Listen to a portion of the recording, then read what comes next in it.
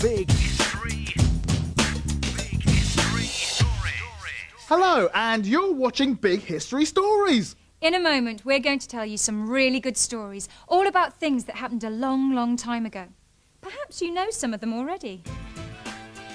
Well as the stories, there are lots of other things in our programme. We'll be going for a ride on some special boats, climbing right to the top of a very old building, a castle, hearing about some famous people, and meeting some children who went on an adventure into the past. Woof, woof.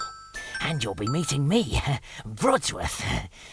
I'm a fly, I'm a flea that's me. I'm a flea, that's me. Later, Brodsworth. You're in the programme later. Now then, get ready, hold tight, and off we go with our big history stories. Do you like eating cakes? Hey, I do, especially chocolate cake. Oh, that's my favourite. Well, this is a story all about a king called King Alfred and some cakes. King Alfred and the Cakes. King Alfred lived so long ago that there were hardly any houses or buildings left from the time when he was alive. King Alfred was one of the first kings of England. He made new laws to help people, and everybody looked up to him. And because he was king, no one was ever rude to him or ever answered back. Alfred was a king at a time when the Vikings came to England in big boats from countries like Denmark and Sweden and tried to live here themselves. Some Vikings came and stole as many valuable things as they could from rich houses and churches. King Alfred had a very hard time dealing with these Vikings, and he hated it when the messengers ran into him saying, "The Vikings are here again!" One day, when the messengers had come in yet again to tell King Alfred that a very big group of Vikings had just landed, King Alfred decided that he just about had enough of this, and he needed to get away and think about what to do with these Vikings. So off he went on his own, walking far away from the Vikings and his troubles. He walked and walked until he came to a village a long way away from anywhere. When the villagers saw their king walking through the village, all the women curtsied and all the men bowed. After all, he was King Alfred. But when he got to the last house in the village, he was very, very tired. He asked the old woman who lived in the last house if he could sit down. The old woman didn't recognize him and didn't know he was King Alfred. She just thought he was another man walking about doing nothing and looking for a nice warm fire to sit down and be lazy by. The old woman was cross because, unlike the man, she had lots to do. She had to milk the cow, look after the fields, spin some wool and bake some cakes for her tea. "Yes," she said, "you can sit by my nice warm fire if you like, but you can jolly well make yourself useful by watching my cakes and seeing that they don't burn. They're cooking beside the fire. Yep, you make sure that they don't burn while I go out and feed the pig." "Whee!" said the pig. "Be quiet," said the old lady. Anyway, now because he was king and had lots of servants to look after him, Alfred never ever baked a cake or cooked a meal in his entire life. But he agreed to watch the cakes while the old lady went out to feed the pig. Soon he forgot about the cakes cooking by the fire and began to think about the Vikings instead.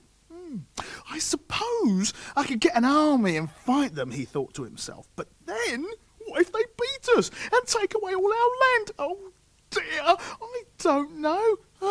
Well, what if I paid them to stay away? Or maybe I could tell them that they can keep the houses and land that they've already stolen as long as they don't take any more." Round and round the thoughts went in his head. Hotter and hotter the cakes beside the fire got. And just then, King Alfred smelt a funny smell. Sniff, sniff, sniff. What's that smell? Oh no! It's the cakes, they're burning! What am I going to do? Just at that moment, the old woman came back from feeding the pigs. She was tired and hungry, and all she was really looking forward to was eating one of her freshly made cakes.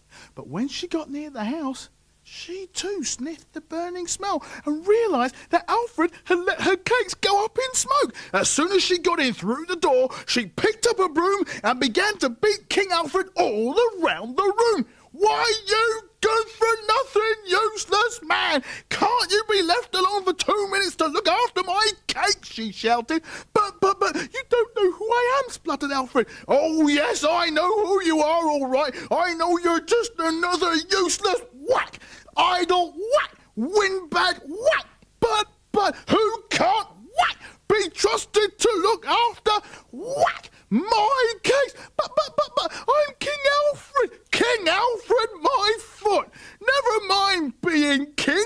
Never mind kingdoms. What about my cakes? What am I going to have for my tea? And you know, that was the only time that anyone had ever dared to chase King Alfred with a broom. Pretty soon, the woman found out he really was king. Just imagine that, chasing the King of England around with a broom and whacking him. But Alfred didn't punish her, no, because he believed in doing the right thing and in being fair. Besides, as he said himself, it's true, it was my fault, and I was a silly, useless man to just sit there and let her cakes burn. Good story, that, isn't it? Oh, by the way, do you know which king is purple and burns cakes? King Alfred the Grape! Get it? King Alfred the Grape! You may be a king, but when it's your turn, don't let the cakes burn. Oh, when it's your turn, don't let the cakes burn. Most of us don't bake our cakes over a fire any longer. We've got gas and electric cookers and microwave ovens to bake our cakes, do our cooking. People who do cooking as their job are called chefs. Chefs wear special clothes and cook on very big cookers. But in the past, before electricity and gas, chefs had to build a real fire if they wanted to cook a meal.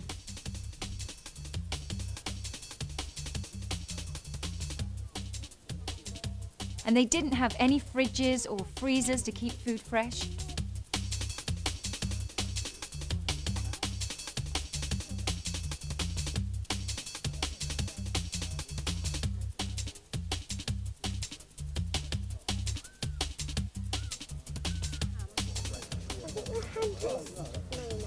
It is a nice one, it's not too salt, is it?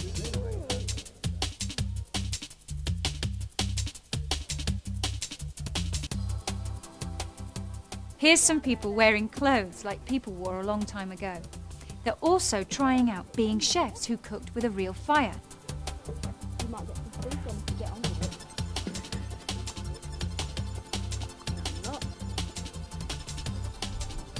Can you see what they're cooking?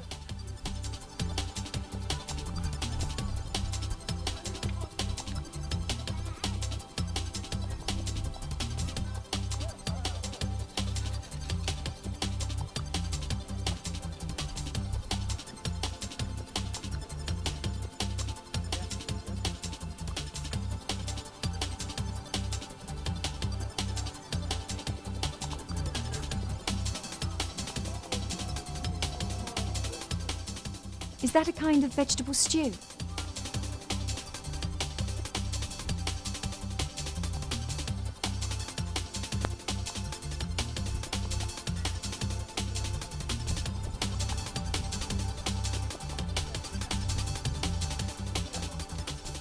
That looks like a sort of curranty bread.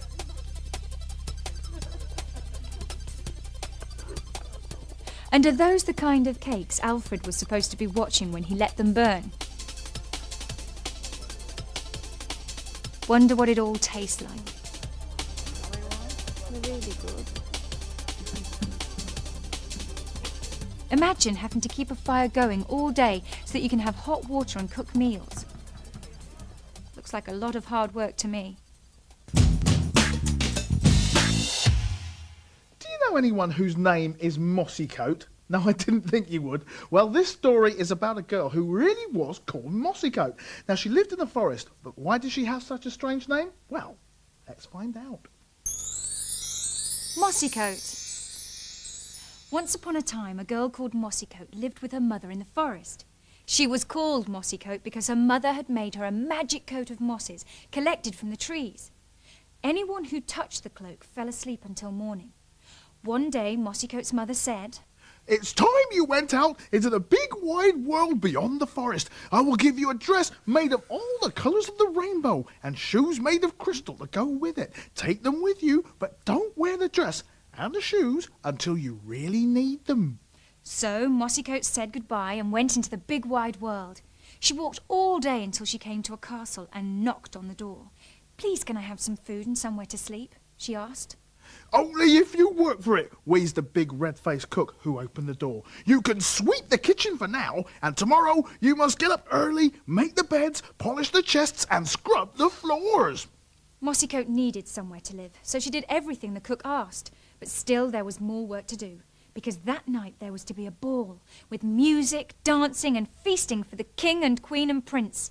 All the servants were allowed in the gallery to watch the dancing, except Mossycoat. You stay here and keep the fire going, croaked the red-faced cook. And mend my boots, grunted the grumpy old gardener. And wash the dishes, piped the spotty kitchen maid. But I really want to see the king and queen, whispered Mossycoat to herself. And at that moment a little idea popped into her head. And the idea grew and grew until at last she said, I will go to the ball. And this is how she did it. First, she touched the red-faced cook with her magic mossy coat, the coat that made everybody who touched it go to sleep.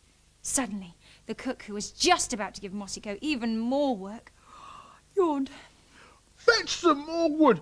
I want to see that fire burning bigger than ever.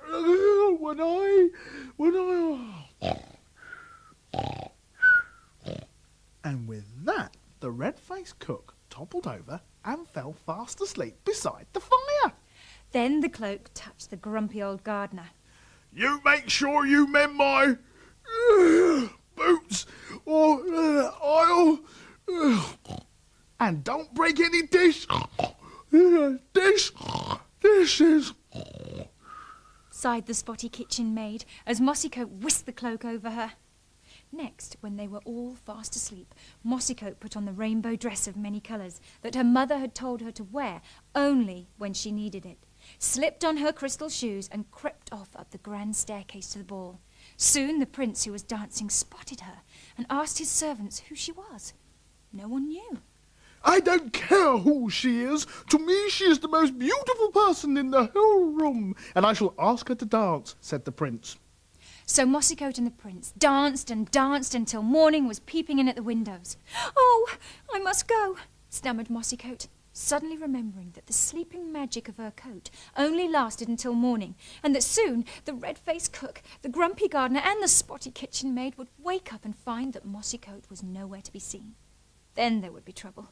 Mossycoat rushed out of the hall, and as she ran, she stumbled, and one of her crystal slippers came off, which she didn't dare stop to pick it up, and raced into the kitchen just in time.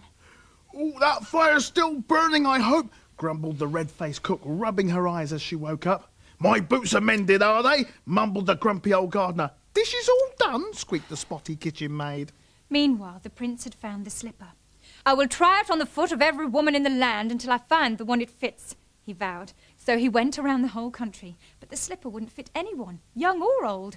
In time, he came back to the castle and went into all the rooms one by one, asking his servants the same question in every room.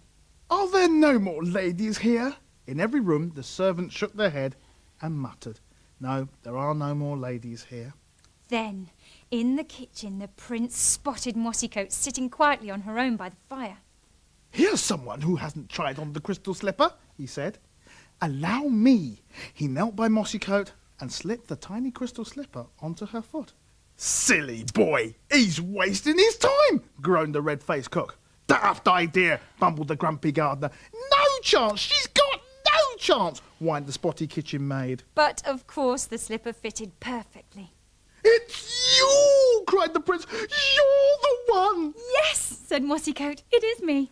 And from that day onwards, now that they'd found each other again, Mossycoat and the prince stayed together, with a new cook, a new young gardener, and a much friendlier kitchen maid to look after them. You might have heard a similar story to Mossycoat called Cinderella.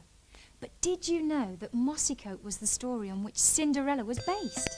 Mossycoat, Mossycoat, magic I am. One touch, one peep, and you'll be asleep. The castle in Mossycoat's story was a pretend castle. But have you ever visited a real castle? Castles were built a long time ago to protect one very important person, a lord, and to be his family home.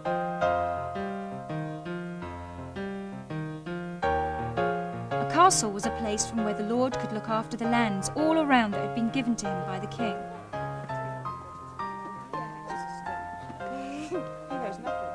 Castles were guarded and cared for by knights.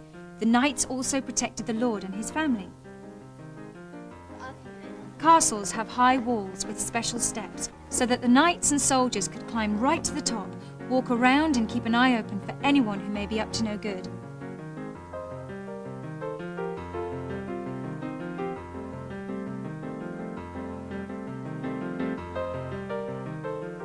Castles usually have several very thick doors, so the knights could control who came in and who went out.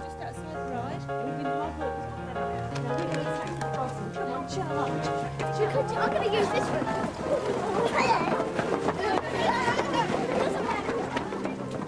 Inside the walls, where the Lord and the knights had their houses, was a well. A deep hole in the ground filled with fresh water from an underground spring. This is the well at Carisbrooke Castle, and the donkey and his handler are showing how the well used to work. The people who lived in the castle could draw up fresh water whenever they needed it, without having to go beyond the walls. There are castles like this which you can visit all over England. And now for another group of children who visited a castle. They went to Dover Castle. Dover Castle stands high on the cliffs close by the sea, right in the south of England. It's a huge castle with very big buildings and very thick walls, and lots of people go to visit it each year to find out about what happened there in the past. Our group came from St. Peter's School in Canterbury, and when they got to Dover, they worked with a poet called Sandra Stevens, who helped them write their own poems about the castle.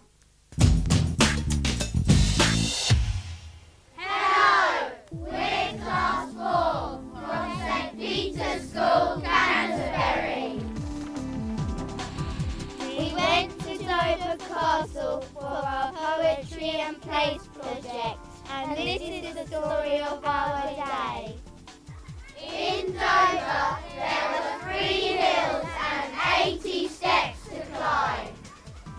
When you get to the castle, there's an old lighthouse, some underground tunnels, and the castle itself. First, we took the letters of castle. C-A-S-T-L-E. Castle. Then we wrote next to each of the letters. Cannons looking over the channel, a bird nesting in the lighthouse, standing high looking down to the town, trebuchet standing proud, lighthouse slowly falling down, everlasting castle. Then we went to different places in the castle to write some more poems. We wrote about the lighthouse. I wrote this. Don't stand on me. Why are you climbing up my insides? I am a lighthouse. Who are you shouting at? I wrote this. I'm seeing all over. I can see all Dover. Please don't disturb me in my destiny. Went to see the underground tunnels. Here's my poem. The tunnels are deep and damp. It's very cold. There's a hole in the roof. It's dark, dingy and damp. And here's mine. The tunnels smell mossy, walls are feeling rubbery. When I run down, it's like skiing. Bilbo Baggins is how I feel, in these goblin mountains. Also very, very, very cold. Some tunnels smell like mints. The floors are bumpy with flintstone. Then we went into the castle itself and we saw Henry VIII's royal bed. Henry's bed is very beautiful. It is very colourful. It is like a rainbow. It has the colours and the rain as curtains. I imagine what it felt like to be the king in his very special bed. The bed shows that he is very important. The bed has red curtains and royal bedposts. I feel very important in my special bed. The servants come to serve breakfast and puff up my cushions. I feel very important in my special bed. I imagined Henry VIII sitting on the king's throne, a big red chair, a round gold lion, rounded seat, a chair for an important man, a big round man, don't step on the carpet. How long will there be a castle at Dover? Castle big, castle dark. Another piece of the old puzzle. sat on top of an old hill. Till it rots, it'll stay on top of that old hill. Laid on that old hill. Easy access for us.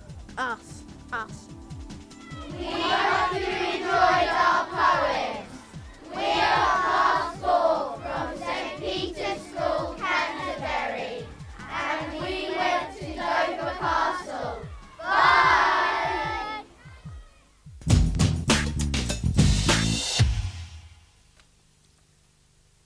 Come here.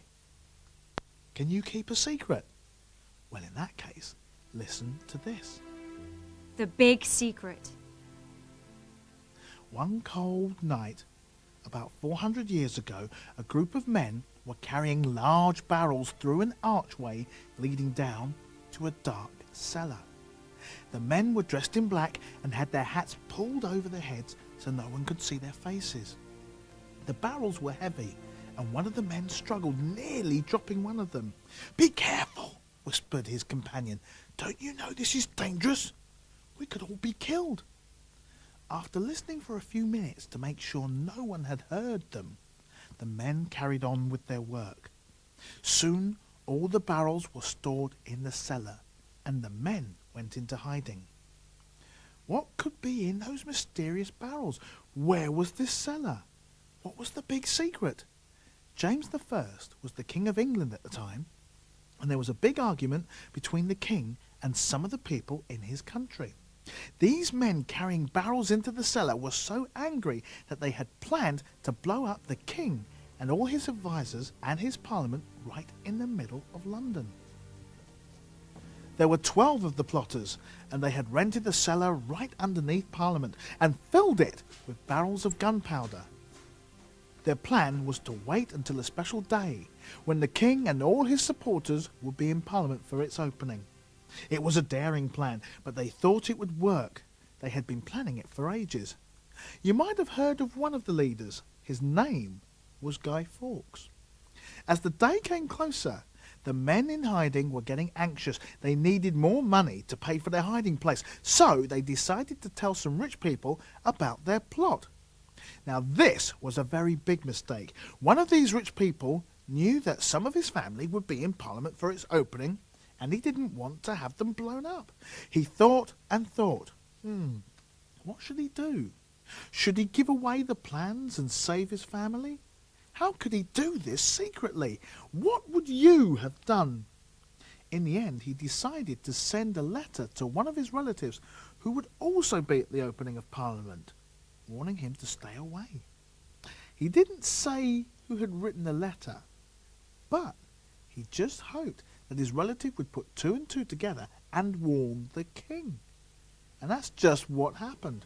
The king's guards raced to the cellar, found the gunpowder, and they also found Guy Fawkes caught red-handed with matches and a fuse hidden in his clothing, ready to set off the explosion. The plotters were all caught, and on the 5th of November 1605, all the people who supported the king celebrated his narrow escape, lighting bonfires in the streets. Someone made a straw figure of Guy Fawkes. "Let's burn the figure on the fire," shouted the crowd. And to this day, many people still burn a guy on the bonfire and set off the fireworks in memory of the king's escape from being blown up nearly 400 years ago. Remember, remember, the 5th of November, gunpowder, treason, and plot.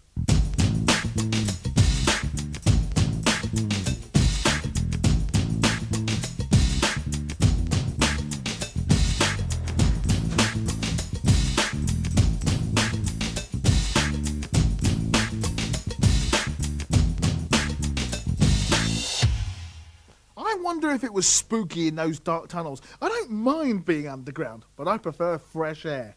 Hey, how about a trip on a boat? Do you know that long before we made fast roads for trucks, cars and coaches, people dug roads for boats, water-filled roads that went all across England. They were called canals.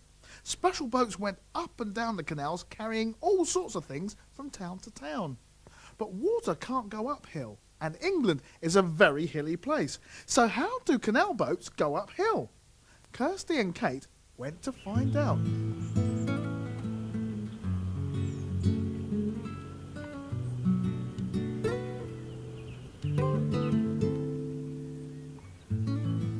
what they found was a lock.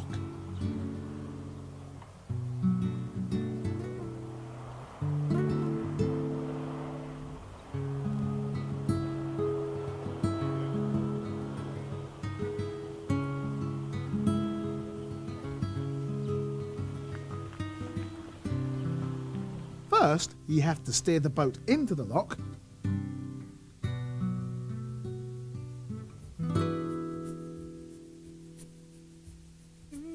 Then you close the gate behind you.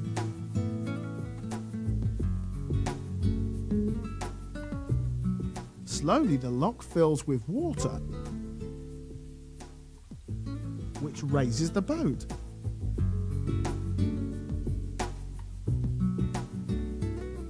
Once the lock is full and the boat has risen to the next level, you open the gate ahead of you and off you go.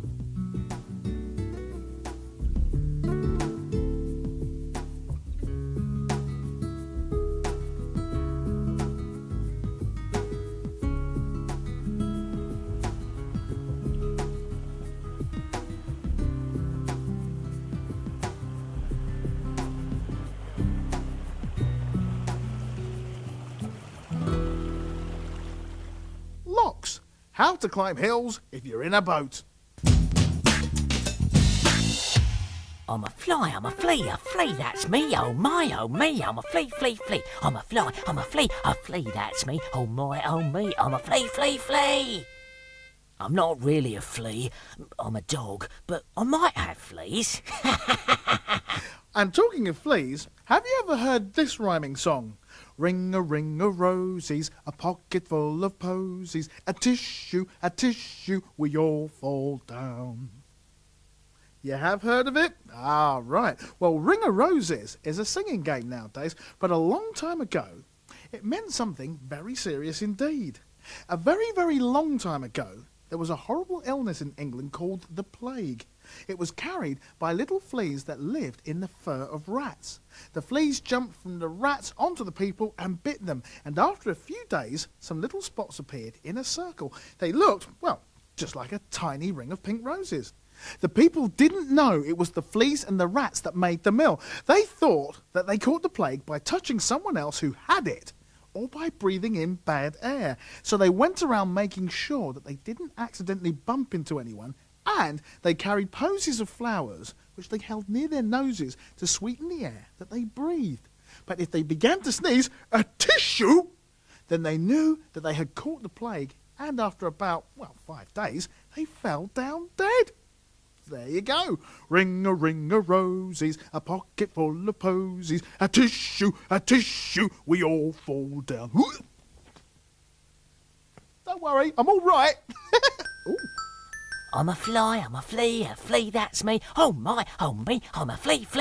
Oh, Brodsworth, no one believes that you're a flea. Oh, look at him. Anyway, now then, have you ever wanted to go back in time to see what it was like to live a long time ago? That's what Stefan and Alison wanted to find out. What it was like to live more than 100 years ago. What were the clothes like? What were the games like? What was it like to travel by horse and carriage? Big History Stories took Stefan and Alison to the house that Queen Victoria built on the Isle of Wight. It's called Osborne House. We call the time when Victoria was Queen Victorian England. So let's go back in time to Victorian England. This is Alison and Stefan today, wearing their school uniform. And this is Stefan and Alison dressed in clothes they might have worn about 100 years ago. Dressed as Victorians. Completely different. No cars to travel in today. So first a ride in a horse and carriage. This is how most people got from place to place before there were cars.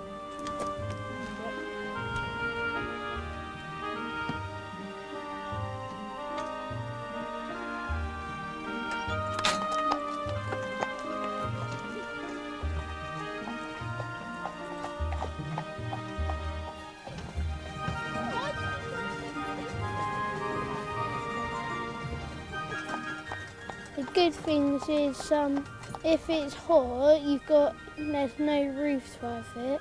And the bad bits is If it's really cold, you can't put a roof on it.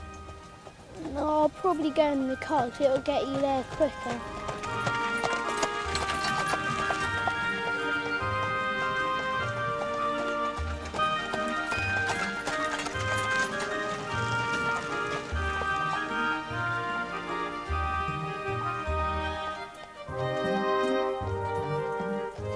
It was a bit scary at the beginning because you went to the side where it went so fast at the beginning.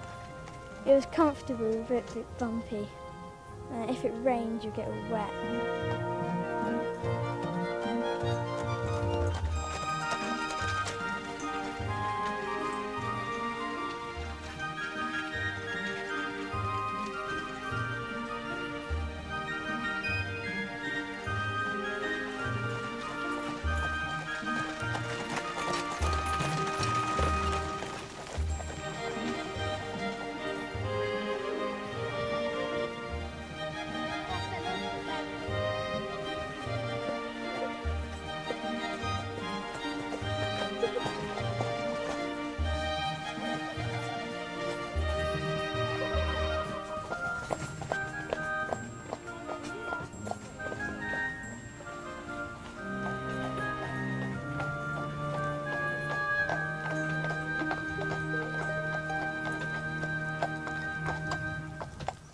No computers, no skateboards for the Victorians, but time instead for some Victorian games.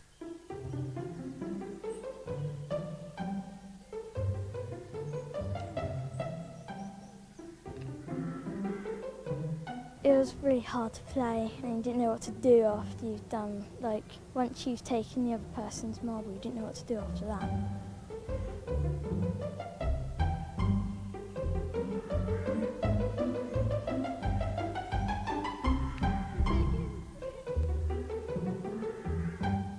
Played the cup and ball. That was quite hard to play, where you had to get the skin and put it in.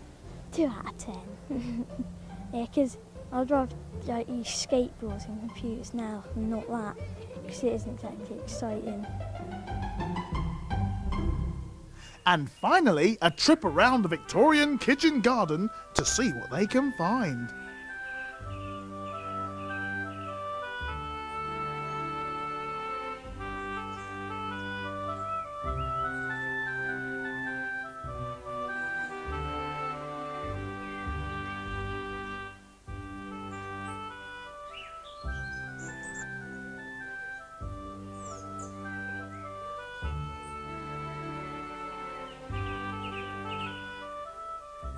Probably the best thing is going around looking at the flowers and walking around Osborne House, seeing flowers I've never seen before.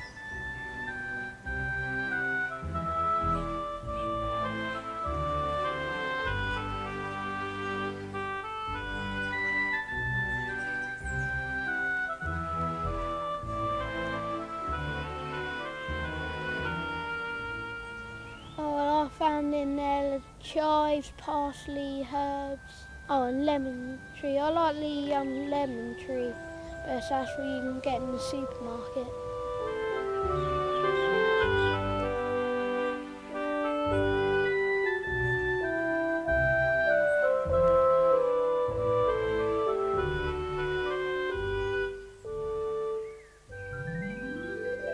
Alison and Stefan and their one-day trip back to Victorian England, complete with a real lemon tree. Do you like playing hide and seek?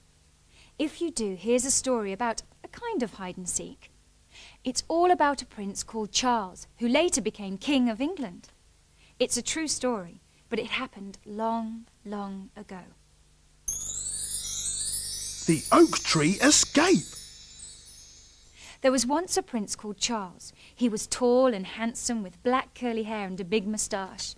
He had been defeated in a big battle and had to run for his life, hiding wherever he could. He came across a big house. Please, hide me from the soldiers, Mr. Servant. We can't hide you here, said the servant, whose name was William Penderell. I can take you to another house, but it's a long walk and we must disguise you so that no one will know who you are. So William the servant cut off all the prince's curly hair and his moustache, and then made a lotion from walnut juice, which he spread on Charles's face, so he looked as brown and sunburned as if he'd worked outside all his life. Next, Charles took off his fine clothes and put on trousers and a shirt with holes in, so he looked more like a poorman than a prince. Then they set off. As they were preparing to cross the bridge near a mill, the miller's dog began to bark, and the miller himself came out to see who was there. "Run! Run!" gasped William Penderel. "I'll take you to my master's hunting lodge. It's deep in the forest. My mother lives there, and she will hide you." The servant led Charles through the woods to the lodge which was called Boscobel. They travelled all night, and got there just as morning was breaking. "The soldiers are everywhere," said the servant's mother, Dame Penderel, "and might even search Boscobel Lodge. But there are many trees in the forest, and they can't search all of them. You must hide in the branches of one of the trees until the soldiers go." Charles set off to find a tree. He found an oak tree, not far from the lodge. He climbed up high amongst the branches and waited. Before long he could hear the voices of the soldiers and the swish, swish of their swords and long pikes as they smashed into the long grass to find out where he was hiding. "I hope I find him," shouted one, peering into a bush at the base of the oak tree. "There's a reward of £1,000, dead or alive." Please, don't look up. The soldiers moved off, but Charles was too terrified to move in case they returned. At last William Penderel came to the front of the tree. "The soldiers have gone for the day, but they'll come back," he whispered. I can't let them find me, but I can't spend another day in this tree. Oh, I'm so stiff I can hardly move. "Come back into the lodge," said William. "There's a secret hiding place. It's very small and cramped, and the soldiers may suspect we have a secret room, but we must risk it." So he led Charles back to Boscobel Lodge. They went in through the parlour and then climbed up the back stairs to the topmost room. Once inside, William bent down and pulled back the rug, covering the wooden floor. Then he put his finger into a little hole in the floor and gently lifted up a hidden trapdoor. Underneath was a tiny box-like room, which was so small that Charles had to sit with his knees drawn up under his chin. He hardly slept all the time listening for soldiers. When morning came, he vowed that he couldn't stay in such a small space again. Out he came, but all day he was ready to dash back into the secret place at the first sign of soldiers. The next day, William and Dame Penderel asked some neighbours for help. They came up with a plan to get Charles out of the country. Living nearby were a family called the Lanes, who had a daughter called Jane. Jane knew that the soldiers were looking for a man with black curly hair and a moustache, but Charles was dressed in scruffy clothes and was brown as a berry. So the Lanes figured that the soldiers would never think to look closely at a lady travelling with such shabbily dressed servant. So with Prince Charles disguised as a servant, Charles and Jane Lane set off travelling to safety. Jane was in front, with Charles travelling respectfully behind her, as if he were a servant. I'm just a poor servant. And not one soldier stopped them. Much later, when Charles became king, he remembered his day in the oak tree at Boscobel and told everybody. I gave the Penderels a huge reward.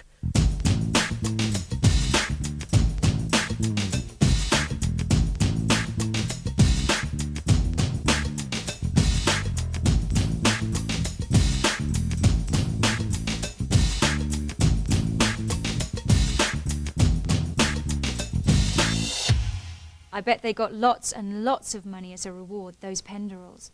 After all, Charles was the king, and he was very, very rich. All the same, though, I don't think I'd like to spend all day hiding in a tree and then all night hiding in a tiny box from under the floor. Ugh, very uncomfortable. All right, Brodsworth, your turn. I'm a worm, I'm a worm, I'm a worm, worm, worm. Put me on the ground and off I squirm. I'm a worm, I'm a worm, I'm a worm, worm, worm. Put me on the ground and off I squirm. I'm not really a worm or a flea. I'm a dog. Woof, woof. Woof, woof, woof. I'm rough and tough. Woof, woof, woof. I'm a dog. Woof, Well, woof. Brodsworth might not look like a flea or a worm, but there was a famous English scientist called Charles Darwin, who spent most of his life studying worms and other tiny animals, birds and insects, the creatures that are all around us. He wanted to see if he could find out their habits and discover how they adapted to the English landscape. Charles Darwin and his family lived at a place called Down House about 100 years ago. You can still visit Down House today and see the rooms and the equipment which Charles Darwin used for his experiments.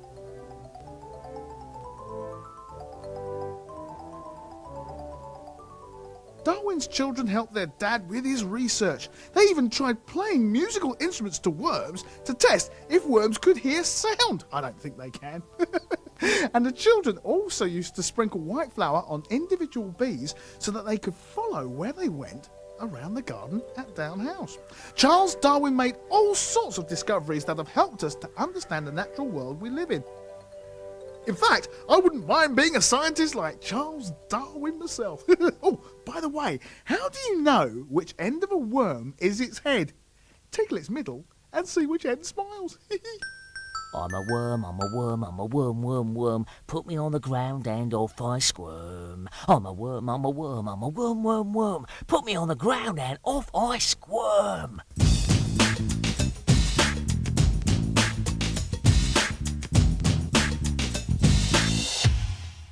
When the summer holidays come and you can spend lots of time out of doors, what I really like doing is having a picnic. But what about this for a picnic with a difference? These people are called historical reenactors. They've dressed up in clothes like you and I might have worn hundreds of years ago, and they've all got together to show what they found out about life in the past. Let's find out what's going on. This group is dressed as Roman soldiers. The Romans came to England from Italy a long time ago, long before we had planes, trains and electric lights, and when you could only get from place to place on foot, by horse or in a wooden boat.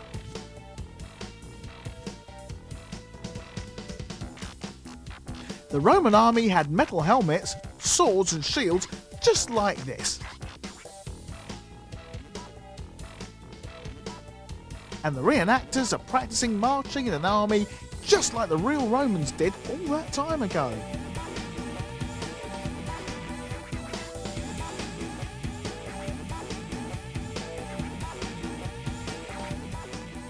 They've even got a big wooden catapult that can throw things ever such a long way.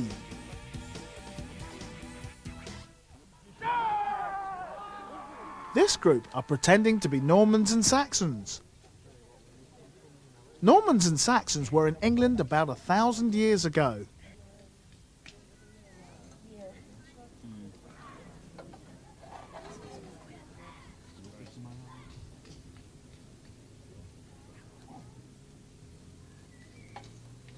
These pretend Normans and Saxons have even got horses just like the ones people would have used at the time.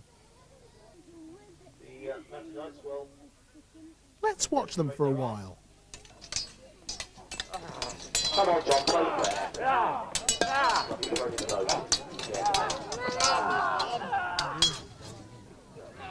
What a fool! Always stand in a corner. You know, I wouldn't mind having a go at that. Which historical costume did you like best? I like the Norman Knights best. They come from France and their leader was called William the Conqueror. Did you know there was a famous battle in England nearly 1,000 years ago between the Normans and the Saxons? It was called the Battle of Hastings. We haven't got any pictures of the battle that were painted at the time for you to see, but there is a tapestry. That's a sort of picture with all the soldiers, horses and houses made up of brightly coloured threads and sewn into cloth. The tapestry picture is called the Bayeux Tapestry, and it's nearly 1,000 years old. It was made soon after the Battle of Hastings. You can still see it in a town called Bayeux, and that's in France. Can you imagine what it must have been like to be a Norman or Saxon soldier at the Battle of Hastings all that time ago?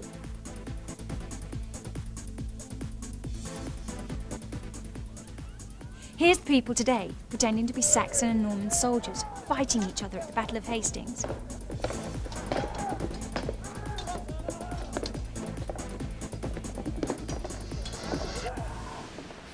Looks pretty scary to me. What do you think? Oh, my favourite costume is Tudor costumes. Oh, I love them. Those are things that people wore about 500 years ago. Do you know that one of the Tudor kings of England, Henry VIII, made a visit to Dover Castle? Do you remember the poems that those children from St. Peter's School wrote about Dover Castle? Henry's bed is very beautiful. It is very colourful. It's like a rainbow. It has all the colours. And rain as curtains. A big red chair. A round gold lion. Rounded seat. A chair for an important man. A big round man. Keep off the carpet. My bed has lovely red curtains and royal bedposts. I'm Henry and I feel very important in my royal bed. My servants bring me breakfast and puff my cushions up. I feel very important in my royal bed. But do you know that when Henry VIII stayed at Dover Castle, he took 800 people with him to look after him and be part of his court? And then there was all their horses and carriages and luggage. And do you know that it took Henry VIII and the 800 people travelling with him with all of their horses, carriages and luggage 6 days to get from London to the castle at Dover? Nowadays, it only takes us a couple of hours to travel from London to Dover by car or train. Oof, how times have changed. Lazy Jack. This is the story of Lazy Jack. If Henry VIII was a very rich man, then Lazy Jack was a very poor man. Once upon a time, a long time ago, there was a boy called Jack who lived with his mother in the middle of the countryside. They were very, very poor. The only way that they could earn money was by Jack's mother doing some spinning to make woolen thread. But Jack was so lazy that he would do nothing but sit by the fire in the winter and laze in the warm sun each summer. Everyone had called him Lazy Jack. His mother couldn't get him to do any work for her at all. So one Monday morning, she told him that if he didn't do something to earn a living before the end of the week, she'd turn him out of her house and send him off to find his own place to eat and sleep. Now, Jack was worried at the thought of having nowhere to live, and besides, he'd miss his mother if he couldn't live with her anymore.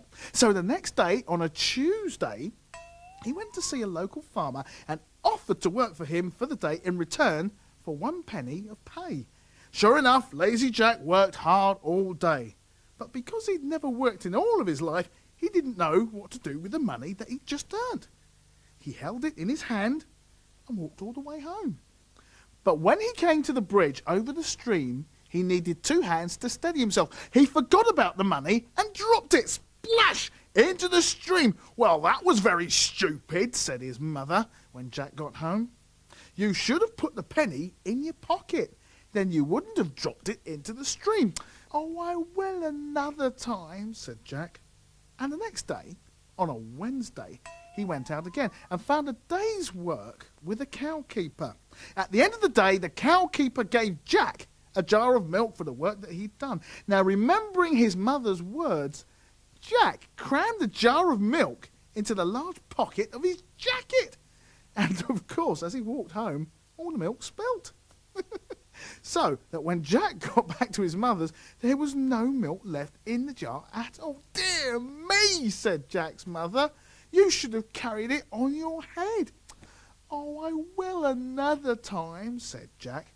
So the next day, a Thursday, he went to work for a cheesemaker.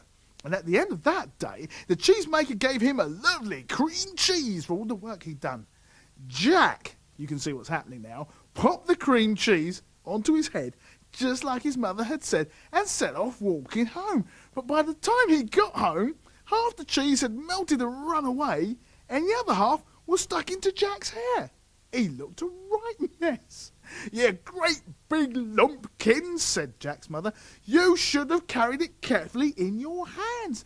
"Oh, I will another time," said Jack. On the Friday, Jack went out again and hired himself to a baker. And at the end of that day, the baker gave Jack one of the tomcats that kept the mice away from the bakery for his day's work. Remembering what his mother had said, Jack very carefully carried the tomcat in his hands. But the cat wriggled and squiggled and scratched and meowed and finally slipped out of Jack's hands and ran away. "Oh, you ninny hammer," said his mum when he got home. "You should have tied it with string and dragged it home after you." "Oh, I will another time," said Jack. The next day, Saturday, Jack went to work for the butcher. At the end of the day, the butcher gave Lazy Jack 2 fresh chickens, all ready for the oven. So Jack tied a piece of string around the chickens and dragged them all the way home. When he got home and Jack's mother saw that the chickens she'd hoped would be their supper were completely ruined, she lost her patience. "Oh, you ninny hammer!" she cried. "You should have carried the chickens home on your shoulders." "Oh, I will another time," said Jack. The next day was Sunday and Jack rested all day. But on Monday, Jack went to work for another cattle keeper. All day long, Jack worked, and at the end of the day, the cattle keeper gave Jack a donkey to take home with him. Now, remembering what his mother had said, Jack carefully picked up the donkey, slung it onto his shoulders, and set off walking home. Now, it just so happened that on Lazy Jack's way home, there lived a very rich family who had just one daughter. But the daughter had never spoken in all of her life, and she was very, very sad. The doctor said she would never speak until someone made her laugh. The family said that if any young man ever made their daughter laugh, then that man could come and share their house and all their money and be a part of the family. The sad girl, who had never spoken and never laughed, was looking out of the window of her house, just like so, as Jack passed, carefully holding the donkey onto his shoulders, with its legs sticking up into the air. The sight of this was so comical and so strange that she burst out laughing. She burst out laughing, she did, as she rushed to tell the rest of her family what she had just seen. The family was so amazed when they heard her speak again, and immediately kept their promise by inviting Jack into their house. Soon Jack and his mother were living in their very own special part of the rich family's house, and Jack had become a wealthy gentleman with clothes and lands and horses and carriages which were nearly equal to the King of England. So there you have it, you see. Strange things do happen, even to people like Lazy Jack. We're getting towards the end of our Big History Stories programme now. But just before we go, it's time to play Guess the Story. We're going to show you some pictures and you have to guess what they are. You can play as we go along. Hold tight and off we go with Guess the Picture.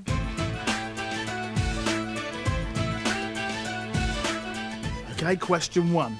What's the name of this special sort of picture of the Battle of Hastings? Is it the Bayeux painting or the Bayeux tapestry? It is the Bayeux tapestry. Number 2. What's the name of this King of England?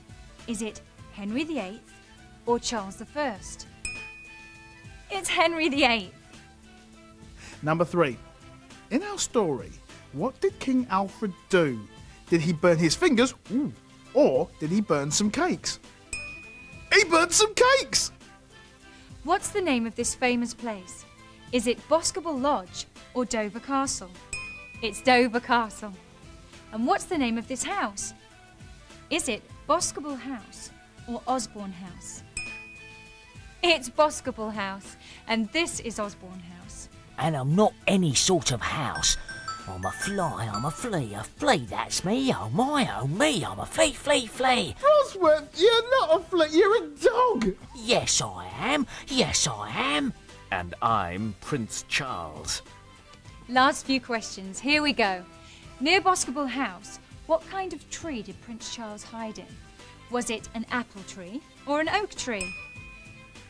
It was an oak tree. And I hid in it.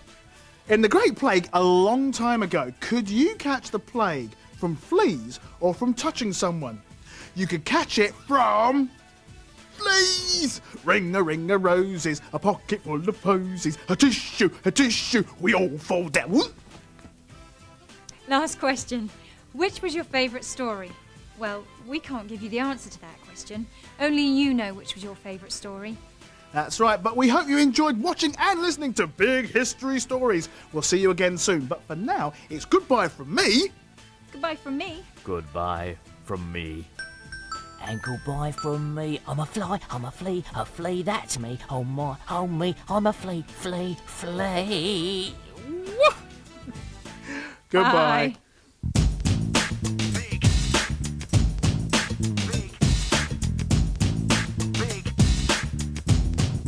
big.